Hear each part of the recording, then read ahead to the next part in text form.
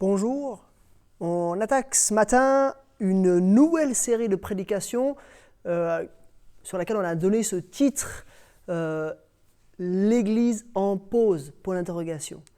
Et on veut se poser la question dans ce temps particulier, ce temps de confinement, ce temps où on est séparés les uns des autres, où en quelque sorte les activités d'Église sont un petit peu en stand-by. On veut se poser cette question, est-ce que l'Église est en pause? Est-ce que l'Église peut faire une pause? Et si on réfléchit un petit peu à ça, ça nous amène à se poser des questions, mais c'est quoi au fond l'Église? Est-ce qu'on continue à être l'Église même si on est dans notre salon? Est-ce qu'on continue d'être l'Église même tout le long de la semaine entre deux activités d'Église? Quelle est la nature profonde de l'Église? Et on veut se poser cette question pendant 5 dimanches. On a choisi de traiter ce thème au travers de l'Épître aux Éphésiens. Pourquoi l'Épître aux Éphésiens? Alors il y aurait probablement plusieurs raisons qu'on pourrait évoquer, mais en particulier l'Épître aux Éphésiens était probablement une épître un petit peu générique qui était destinée à plusieurs églises de la région d'Éphèse. Donc ce n'est pas une lettre qui avait été écrite pour traiter des problèmes spécifiques à une église donnée, mais plutôt une lettre générale qui devait être destinée à plusieurs églises et qui explique un petit peu justement quel est le plan de Dieu pour l'église. Et on va voir plusieurs textes qui traitent de l'église dans l'Épître aux Éphésiens. Ce matin, on va commencer par cette première prédication. On va voir ensemble que l'église a un chef. Bien sûr, vous verrez, c'est Jésus-Christ, mais on verra qu'est-ce que ça signifie que Jésus-Christ soit le chef de l'Église. On va lire donc la prière introductive, une action de grâce. Donc Paul va remercier Dieu pour l'Église d'Éphèse, comme il le fait dans pratiquement toutes ses lettres. Mais on va voir certains éléments spécifiques dans ce texte précis. Seulement avant de lire le texte, je pose quelques mots de contexte.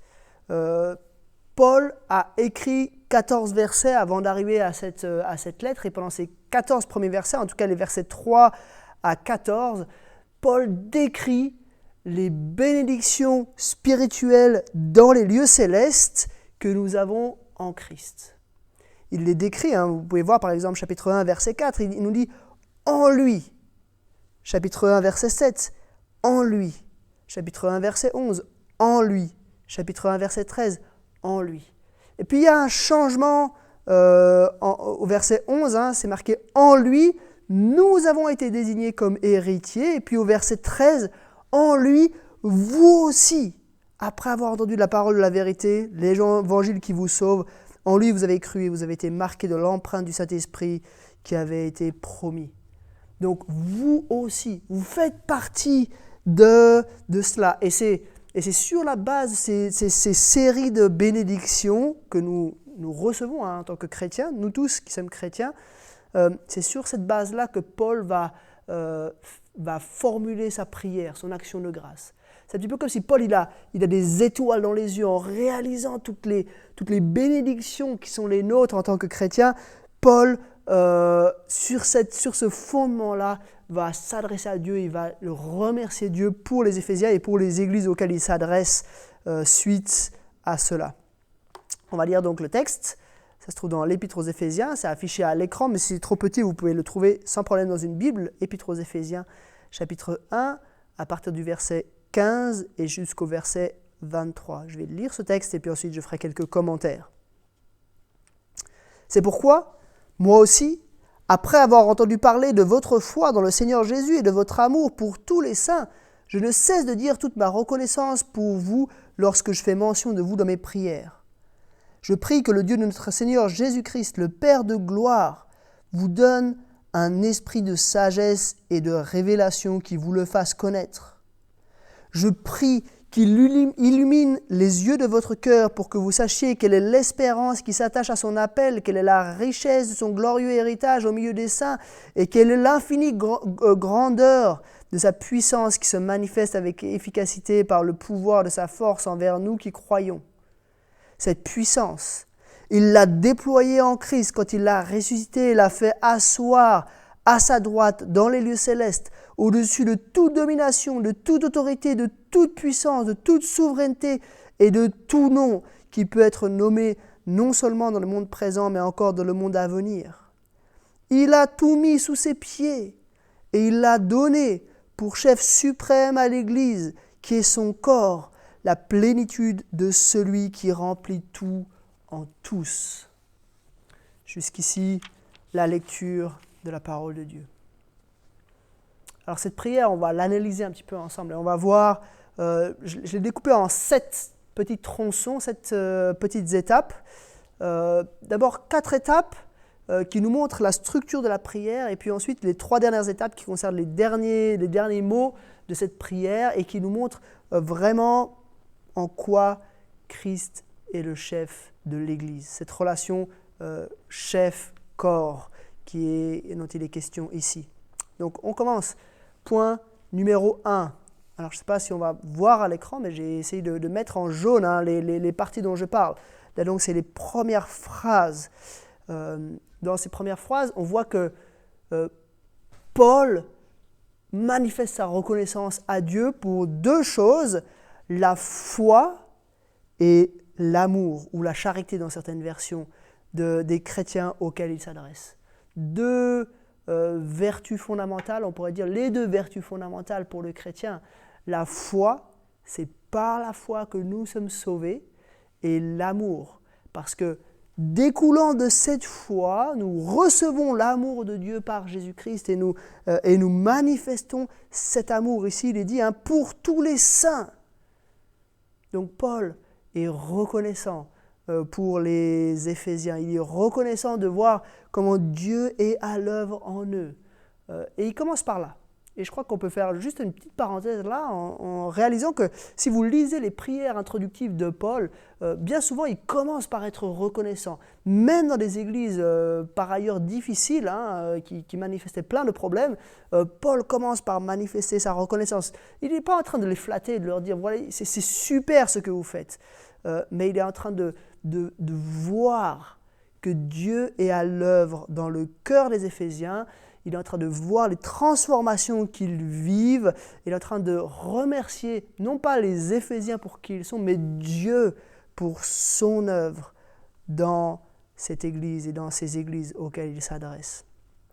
Je ne cesse de dire toute ma reconnaissance pour vous lorsque je fais mention de vous dans mes prières. Il n'a pas juste prié une fois, il prie, il est reconnaissant pour cette Église ou ces églises de la région d'Éphèse. Deuxième point, et là on peut dire on rentre plus dans le volet demande. Qu'est-ce que Paul demande pour cette église ? Première étape, il demande l'illumination. Je prie que le Dieu de notre Seigneur Jésus-Christ, le Père de gloire, vous donne un esprit de sagesse et de révélation qui vous le fasse connaître. Je prie qu'il illumine les yeux de votre cœur. Donc Paul est en train de prier pour que ces chrétiens connaissent mieux Dieu. Il a remercié pour leur foi et pour leur amour pour tous les saints. Donc manifestement, Paul les considère comme des chrétiens. Il n'est pas en train de dire « je prie que Dieu se révèle à vous » comme dans une première révélation. Mais il prie que Dieu leur permette de le connaître plus encore, qu'ils puissent avancer, progresser dans la connaissance de Dieu. Le fondement de la vie chrétienne, c'est cela. On chemine, on avance dans la connaissance de Dieu. On doit connaître Dieu toujours plus, connaître Dieu toujours plus intimement, connaître Dieu toujours plus profondément. Et parfois, on a un problème parce qu'on a l'impression que la connaissance, ça ne sert à rien, mais non. La connaissance sert. Seulement la connaissance, il ne s'agit pas de connaître des choses sur Dieu.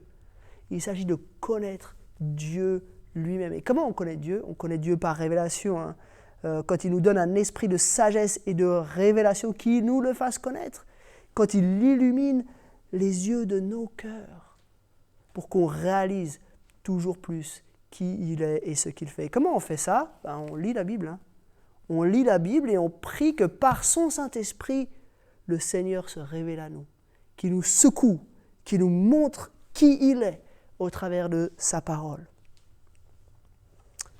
Troisième étape, dans quelle orientation elle doit aller, cette illumination. Et là, Paul mentionne 3 choses pour que vous sachiez quelle est l'espérance qui s'attache à son appel. Quelle espérance nous avons en devenant chrétiens? Nous avons l'assurance. L'espérance, ce n'est pas dans le sens l'espérance de gagner au loto. C'est l'espérance, la ferme assurance des choses qui viennent. On attend ardemment et on espère ces choses. La réconciliation avec Dieu, le fait de vivre avec lui pour l'éternité, le fait de vivre dans ce temps où il n'y aura plus ni deuil, ni cri, ni douleur, comme nous dit le livre de l'Apocalypse. Deuxième chose, donc c'est d'abord l'espérance qui s'attache à son appel. Deuxième chose, la richesse de son glorieux héritage. Et là, on peut faire référence au chapitre 1. En lui, nous avons été désignés comme héritiers, ayant été prédestinés suivant le plan de celui qui met tout en œuvre conformément aux décisions de sa volonté pour servir à célébrer sa gloire, nous qui avons par avance espéré dans le Messie. Nous sommes des héritiers de Dieu, co-héritiers de Christ. Quelle grâce! Comment on peut imaginer un si grand bienfait?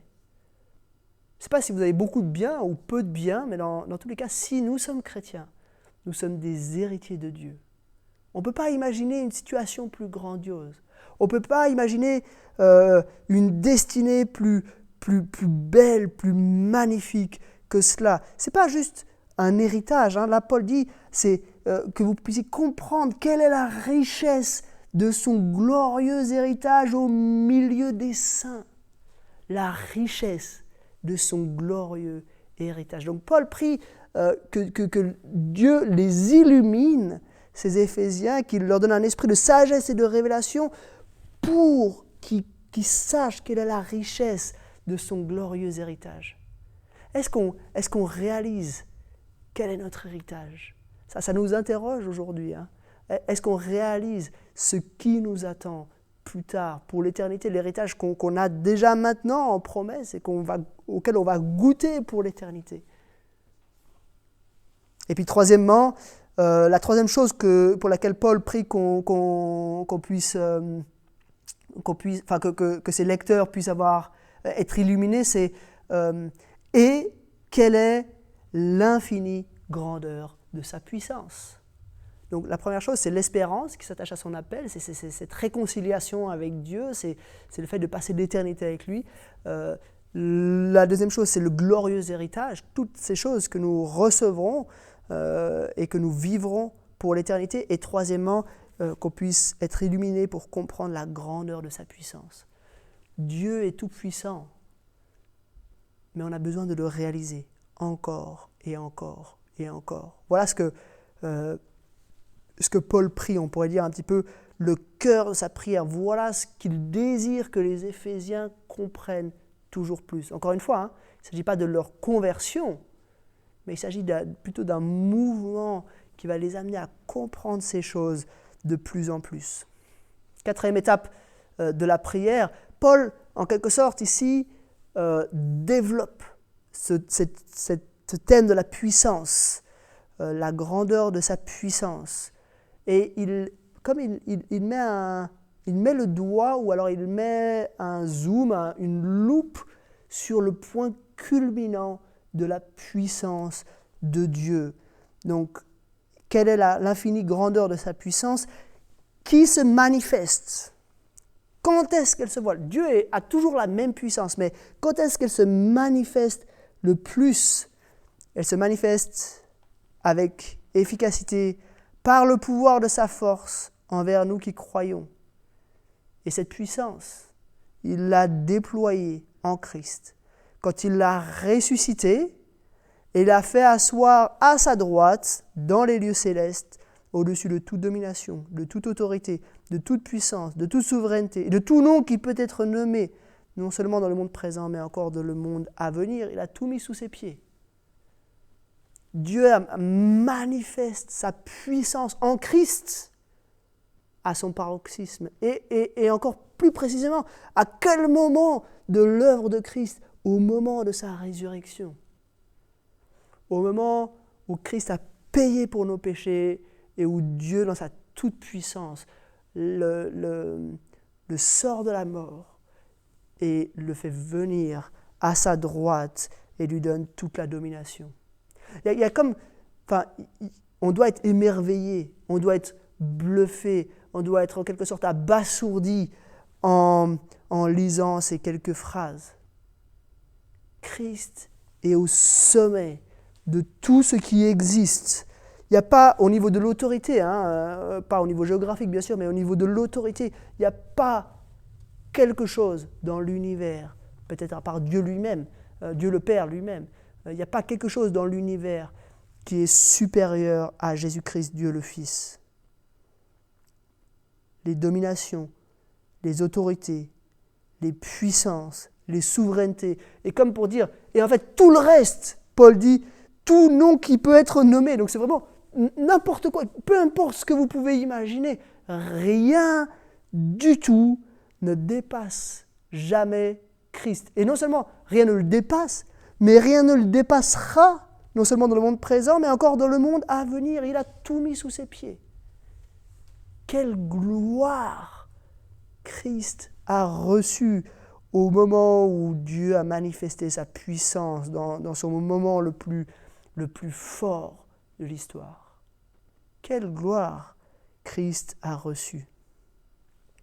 Et puis, c'est maintenant, en comprenant bien la structure de la lettre, donc Paul est reconnaissant pour les Éphésiens, il prie qu'ils puissent grandir, qu'ils puissent connaître toujours mieux Dieu dans 3 domaines en particulier, l'espérance liée à son appel, le glorieux héritage et la grandeur de sa puissance. Et cette puissance, il l'a effectivement manifestée à son paroxysme au moment de la résurrection et au moment où Christ est monté à sa droite.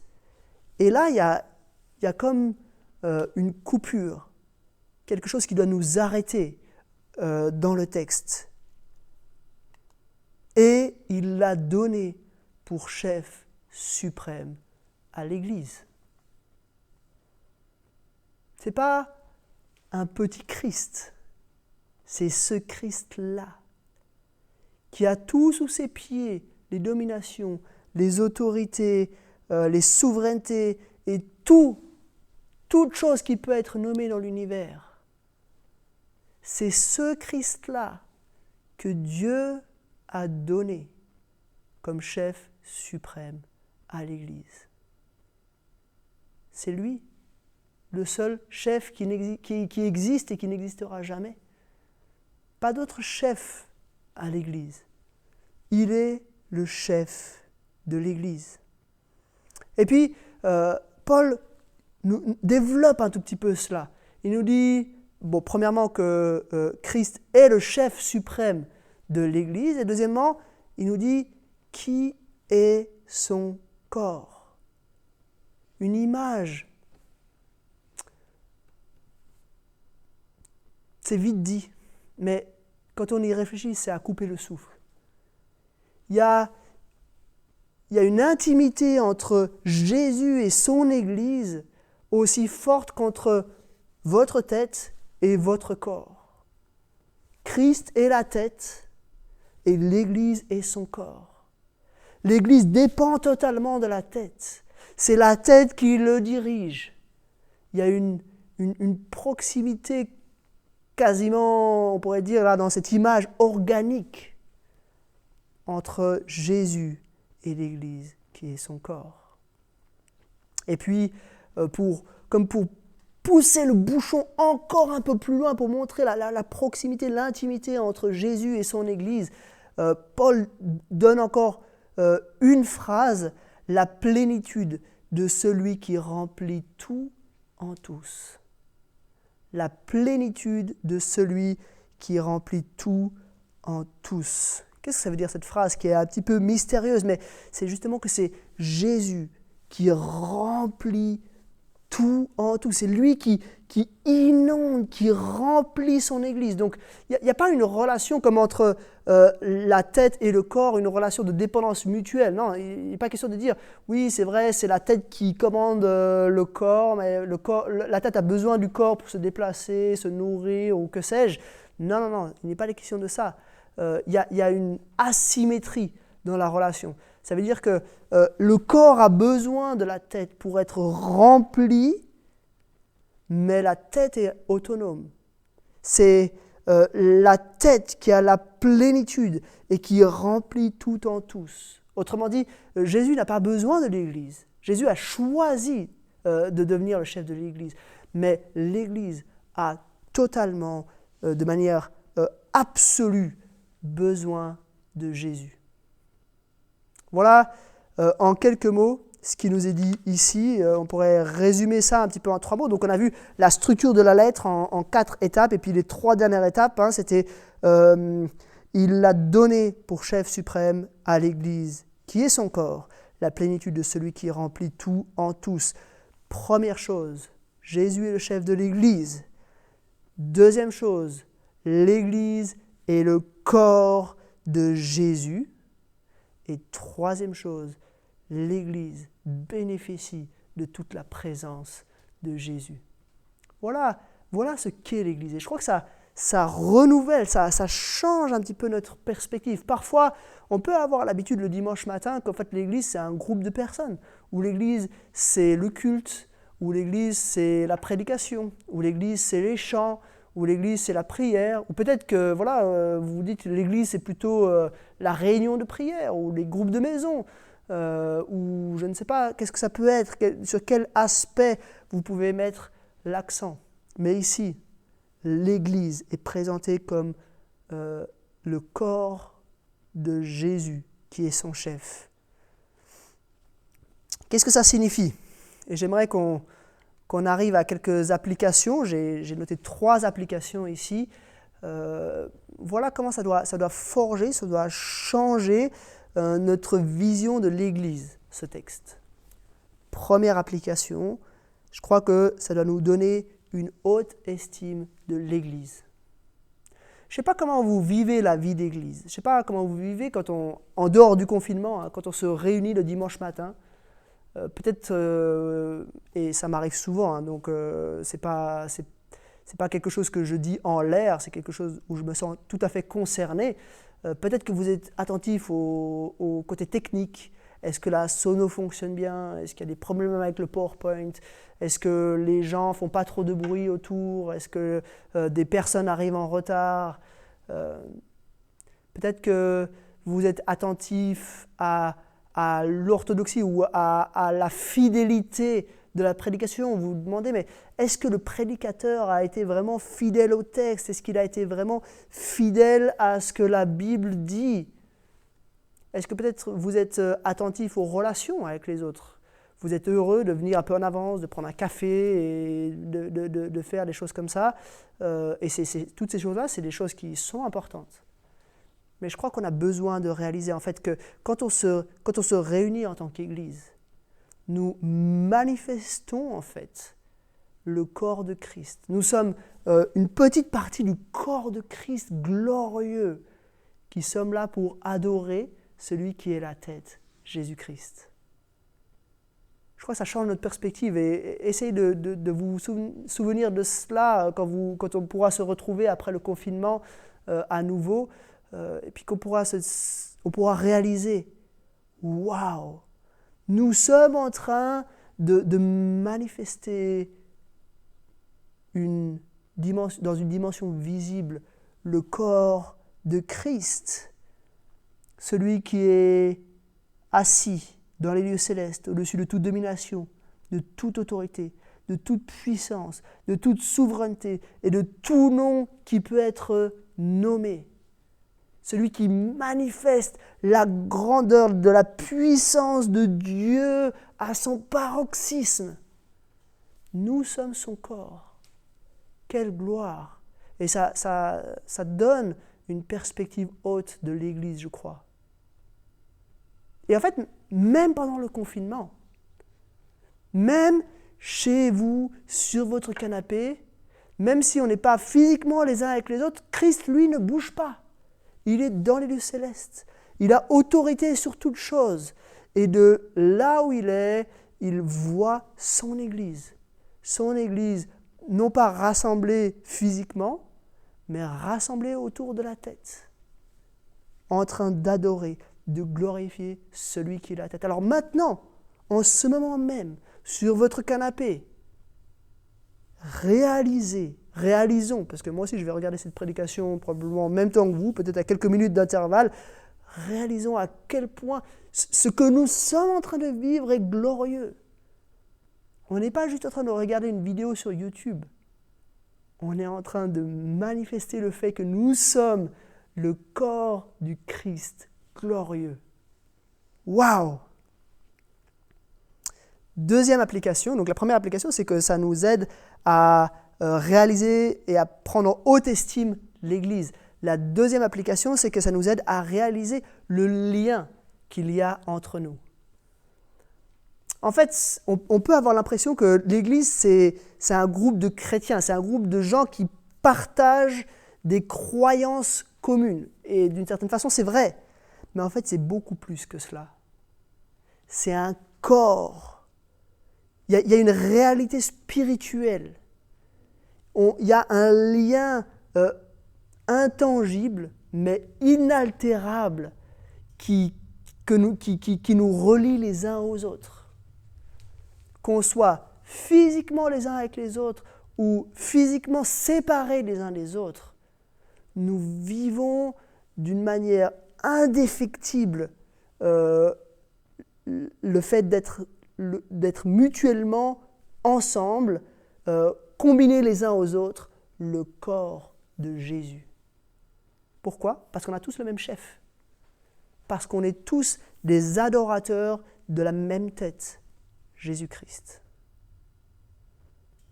Et ça a des impacts très concrets. C'est pour ça qu'on a envie de s'aider les uns les autres. C'est pour ça qu'on a envie de s'aimer les uns les autres. C'est pour ça qu'on a envie de prendre des nouvelles les uns des autres. C'est pour ça que voilà, on sera prêt à passer du temps les uns avec les autres, même si on a peut-être des vies qui n'ont rien à voir, même si peut-être parmi nous, il y en a certains qui sont riches, certains qui sont pauvres, certains qui ont fait de hautes études, certains qui n'ont pas fait d'études, certains qui sont dans des situations de vie difficiles, certains qui sont dans des situations de vie très agréables, certains qui sont jeunes, certains qui sont âgés, certains qui sont malades, certains qui sont au chômage, etc., etc., etc. Ce qui nous lie, ce n'est pas un faisceau de croyances, c'est une personne. Et une personne que nous adorons, une personne qui est notre tête, Christ. Et c'est aussi notre identité. Nous sommes le corps de Christ. Et moi, je ne suis pas le corps de Christ. C'est nous, ensemble, qui sommes le corps de Christ. J'aimerais juste vous raconter une petite histoire en illustration. Avec mon épouse, on a passé quelques mois au Rwanda, juste après notre mariage en mission. On est parti pour aider des amis missionnaires là-bas pendant quelques mois. Et puis, pendant ces 6 mois en fait, qu'on a passé au Rwanda, on a eu l'occasion, on a eu le privilège de pouvoir aller visiter un parc, une réserve, enfin une zone protégée où il y avait des animaux et tout ça. Donc ça, c'était dans le cadre du loisir. Hein. On allait visiter ce parc, on a vu plein d'animaux et c'était super génial. Et puis, à la fin de cette visite d'un parc, on s'arrête, enfin on avait peut-être, 5 ou 6 heures de voiture pour retourner dans la capitale de l'Ouganda, parce qu'on était en Ouganda pour visiter ce parc. Et puis, tout à coup, là, dans une petite ville perdue au fin fond du sud de l'Ouganda, on rencontre un missionnaire qu'on avait vu une fois. Et ce missionnaire, tout de suite, nous dit, venez dormir à la maison, demain vous prendrez le bus, vous rentrerez directement chez vous, vous allez gagner 12 heures de voiture en tout, ça sera beaucoup plus reposant pour vous. Et nous, on va voir notre chauffeur avec lequel on avait fait le tour dans le parc et on lui explique la situation. Et le gars, il était scotché. Il nous a dit, mais comment, vous êtes à des milliers de kilomètres de chez vous, vous êtes perdu au fin fond d'une petite ville de l'Ouganda et vous rencontrez un homme que vous avez vu une fois et il vous accueille chez lui, il vous fait manger avec lui, il vous conseille, il prend soin de vous. Et c'est vrai, parfois, en tant que chrétien, on considère ça comme quelque chose de normal, mais en fait, c'est quelque chose c'est miraculeux. C'est parce qu'on a un même chef qu'on vit ce genre de choses, qu'on vit des relations uniques au monde entre chrétiens. C'est pas juste parce qu'on est sympa, c'est parce qu'on a un même chef, parce qu'il y a une réalité spirituelle qui nous lie les uns aux autres. Et puis troisièmement, la troisième application que j'ai notée, c'est que ça nous aide à définir ce qu'est l'Église. L'Église est Église lorsqu'elle est corps de Christ, lorsqu'elle adore Christ, lorsqu'elle est centrée sur Christ. Et ça nous aide à faire le tri.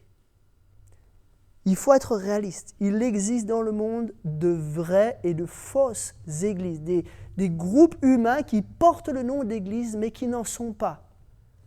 Et je ne vais pas pointer ici de mouvements au sein du christianisme parce que c'est souvent des choses bien complexes et il y a beaucoup de choses à prendre en considération, mais j'aimerais nous dire un critère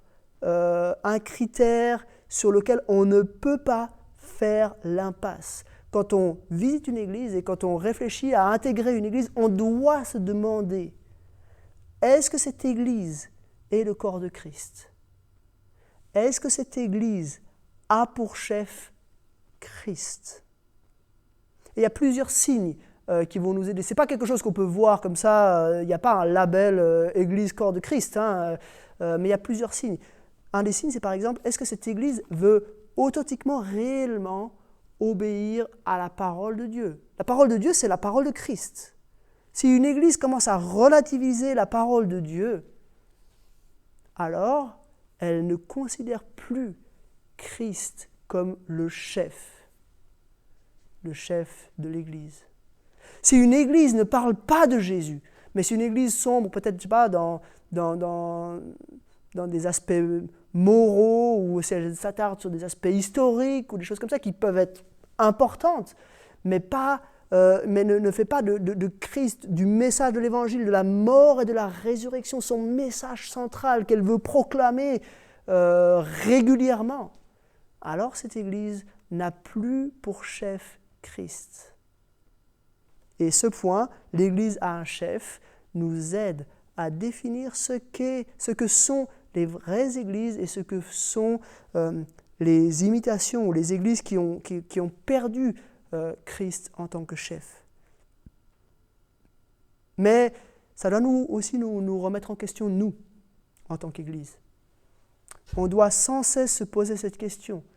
Est-ce que Christ est vraiment, authentiquement, notre chef?